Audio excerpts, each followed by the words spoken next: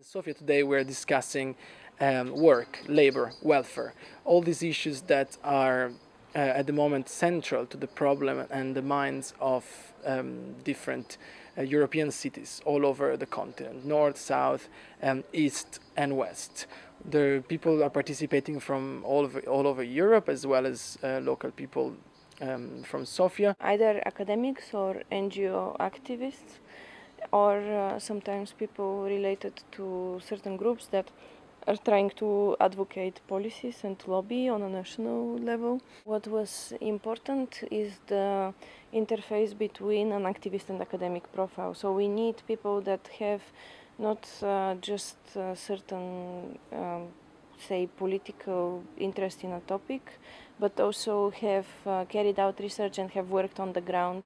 We're discussing and elaborating together solutions in terms of work, as well as pension, and most of all lack of work. What does this continent have to do to make sure that its young people especially, but everyone else, has a dignifying job that makes them satisfied and contribute to the development of the whole continent. The Sofia Forum was a bit more concentrated on southern and southeastern Europe, because these are countries that are more affected by the crisis, and for this reason they have a specific shared problematic that is not the same in the Nordic part of Europe. We are collecting proposals to make a better Europe all over in different cities in Europe. We are discussing these proposals first nationally and then transnationally, so that people can express ideas in their own languages, but then also interact. We are giving experts on European legislation the chance to elaborate these proposals into meaningful policy proposals, and we are planning to give them to everyone who's running for the European election of 2014. The Citizens Pact is a pact among European citizens and residents, and a pact of these citizens with the institutions that are supposed to represent them. The European Union has meant for our parents like peace and prosperity, but it has acquired a whole different meanings for people of our generation. It's often equated with austerity, power to the bank, no power to the people. We've seen democratic power and empowerment of citizens moving away from the nation state, but not being replaced by democracy at the European level. And one of the answers could be Euroscepticism and going back to national self-management, but European alternatives and the associations working with us do not believe that this is the way forward, that our future belongs together, and that European citizens and whoever lives in Europe should build together a nation of the future. For this to happen, quite a lot needs to change. The European Citizens Pact is an attempt to introduce the dimension of Europe that is social Europe.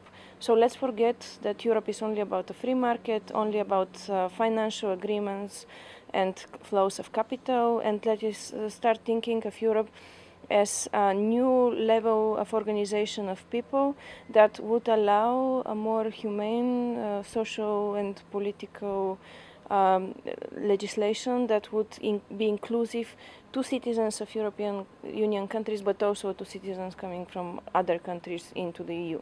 Starting with youth unemployment, nation states fail to address this issue. Therefore, we have multiple countries that have more than 25% unemployment officially, and the unofficial statistics say much more for the real picture. And there has not been a European solution applied unless for some plans that are still there that are then going to pull the resources back to the nation states that consider themselves competent enough to deal with this question, and obviously there have not been.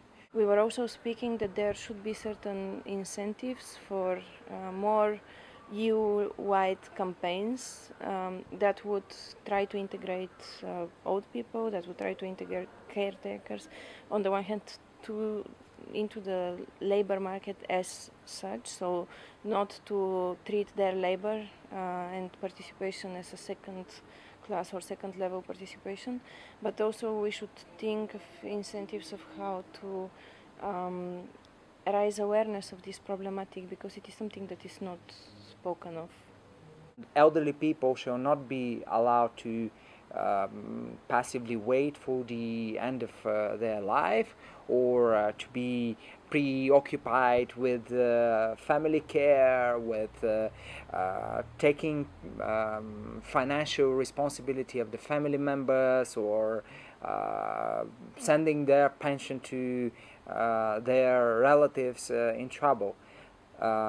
Vice versa, what we aim to have is to enable elderly people to be active participants in this process. So they will have the chance to be mobile around the European Union countries, but also for their social contributions, for the welfare, savings, to be redistributable around the countries. As the elderly people go, they would be able to locate with them the savings that they have spared aside for decades of years of their life. We have the migration as another labor-related aspect. Third country nationals are treated unequally in the European Union countries. The first entry registration system that is imposed by the Dublin Convention, on which the EU immigration policy rests upon, has to be completely removed. Abolition of migrant labor codes and the subscription to migrants to the traditional labor codes in the countries, and also the idea of creating a new category that would be called EU resident rather than having only EU citizen. We wanted to tackle these problems, and they're so intertwined that even if we try to separate topics like youth unemployment, precarity, aging, and care and migration, they actually all fit very much into the same discourse and the same problematic. So what I think the kind of suggestion of this forum is that we cannot just improve one of these areas without tackling all others. So the problem is rather systematic than partial, and we need to think of it in very complex terms, and the European Union has to develop levels of integration that are social and not only economic.